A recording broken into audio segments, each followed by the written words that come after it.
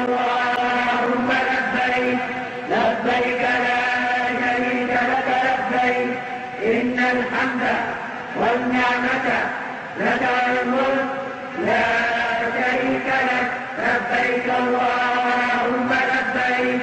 لبیک اللہم لبیک کی صدائیں بلند کرتے لاکھوں عازمین حج مینا پہنچ رہے ہیں، جہاں دنیا کی سب سے بڑی خیمہ بستی آباد ہو گئی۔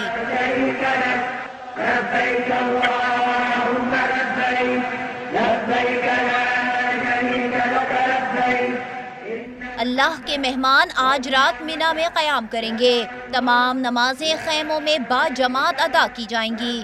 اتوار کو عازمین نماز فجر کی ادائیگی اور سورج نکلنے کے بعد میدان عرفات کا رخ کریں گے، جہاں حج کا رکن اعظم وقوف عرفہ ادا کیا جائے گا۔ عازمین مسجد نمرہ میں خطبہ حج سنیں گے اور نماز ظہر و عصر ایک ساتھ ادا کریں گے۔ إن الحمد والنعمة لك والملك لا شريك لك. سعودی الریاض اخبار کے مطابق اس بار مفتی اعظم شیخ عبدالعزیز خطبہ حج نہیں دیں گے، ان کی جگہ یہ فریضہ شیخ صالح بن حامد ادا کریں گے۔ لك والملك لا شريك لك لبيك اللهم لبيك. میدان عرفات میں دن بھر قیام اور مغرب کی اذان کے بعد حجاج کرام واپس مزدلفہ آئیں گے، جہاں نماز مغرب اور عشاء ملا کر ادا کی جائے گی۔ لبيك اللهم لبيك لبيك لا شريك لك لبيك إن الحمد.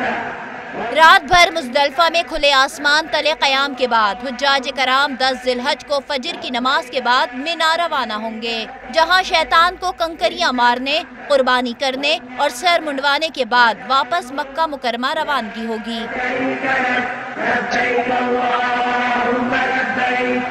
احرام کھولنے کے بعد حاجی خانہ کعبہ جا کر طواف کریں گے۔ إن الحمد والنعمة لك والملك لا شريك لك